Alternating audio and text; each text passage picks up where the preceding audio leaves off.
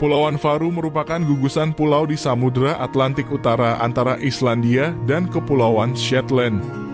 Terdiri dari 18 pulau utama dan ratusan pulau kecil serta pulau karang lainnya, Faroe yang berbatu terkenal karena tebing burung dan lanskapnya yang masih alami.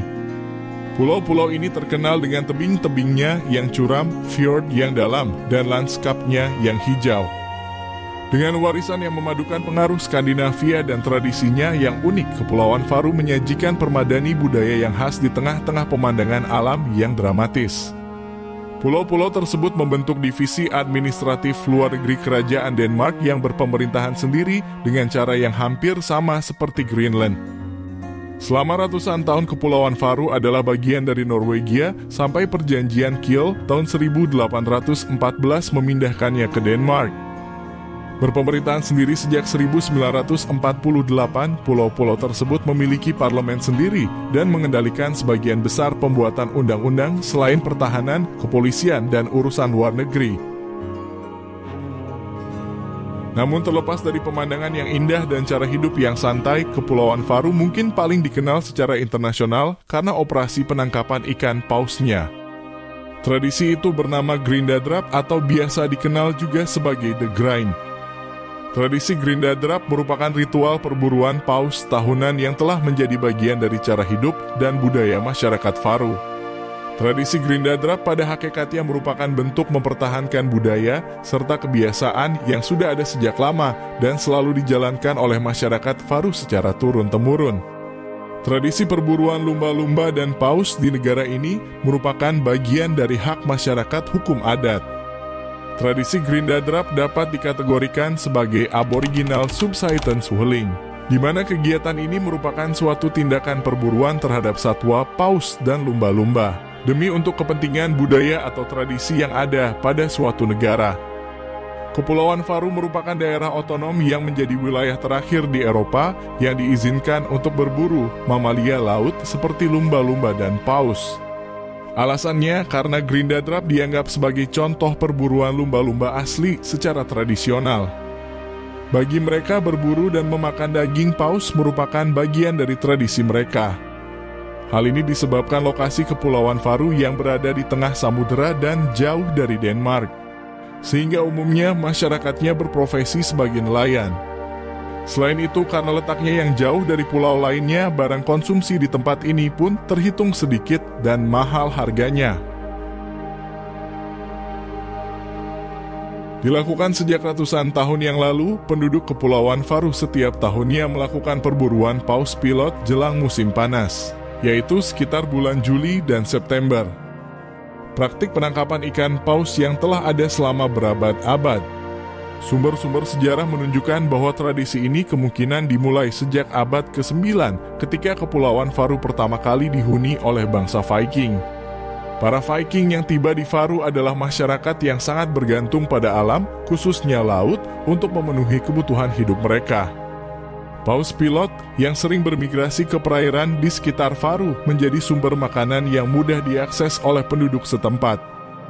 Masyarakat Viking mengandalkan sumber daya laut untuk bertahan hidup, dan paus pilot menjadi salah satu sumber makanan dan bahan mentah yang penting bagi mereka. Pada masa lalu, Grindadrap adalah sumber makanan pokok yang sangat penting bagi masyarakat Faroe yang hidup dalam kondisi iklim keras dan memiliki akses terbatas ke sumber daya pangan lainnya.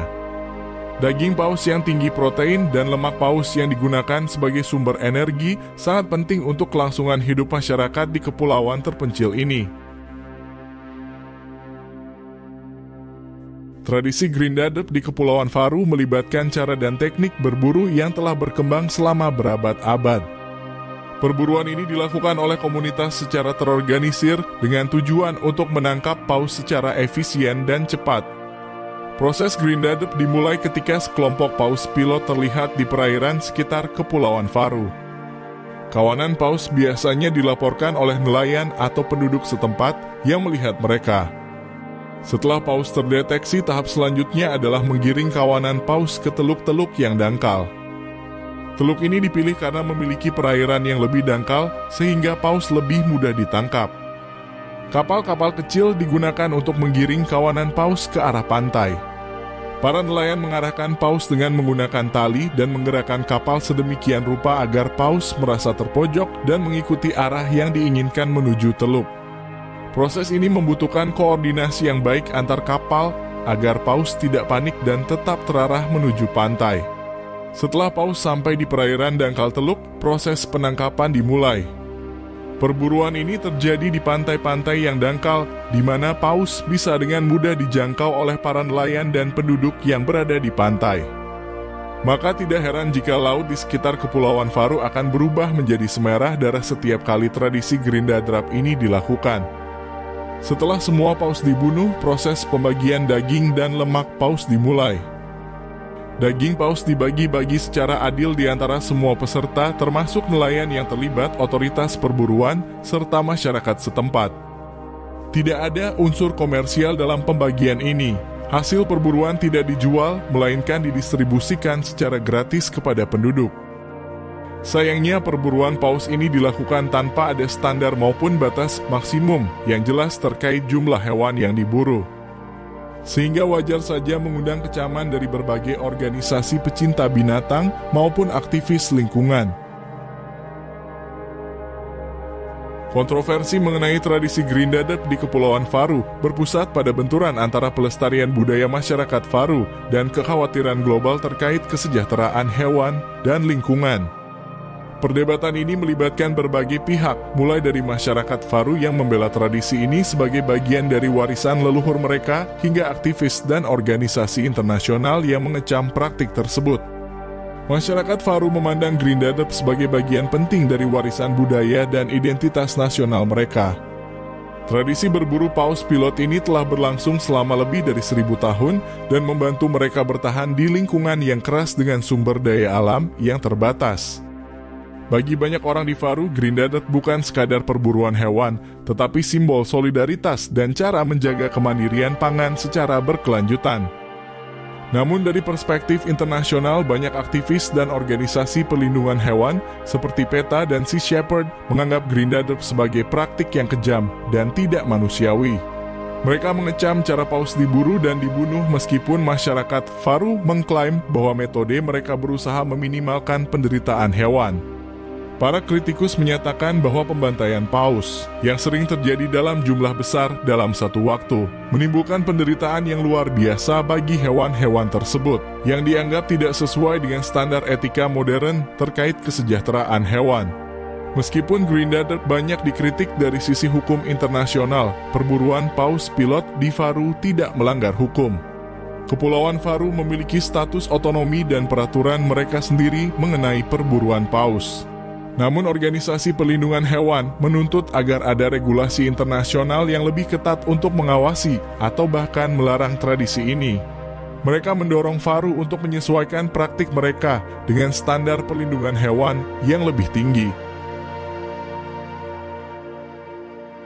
Tradisi Gerindadrap memiliki sejarah panjang yang mencerminkan cara masyarakat Kepulauan Faru untuk bertahan hidup di lingkungan yang keras dan terpencil. Perburuan ini bukan hanya tentang mendapatkan sumber makanan, tetapi juga tentang mempertahankan identitas budaya dan kebersamaan sosial dalam komunitas. Meskipun sekarang menjadi subjek kritik global, Gerindadrap terus menjadi bagian tak terpisahkan dari kehidupan masyarakat Faru dengan penekanan pada keberlanjutan dan pengelolaan yang ketat. Kontroversi tradisi Gerindadrap mencerminkan konflik nilai antara warisan budaya lokal masyarakat Faru dan kekhawatiran global terkait kesejahteraan hewan serta keberlanjutan lingkungan. Bagi masyarakat Faru, Gerindadrap adalah bagian dari identitas mereka yang berharga dan perlu dipertahankan.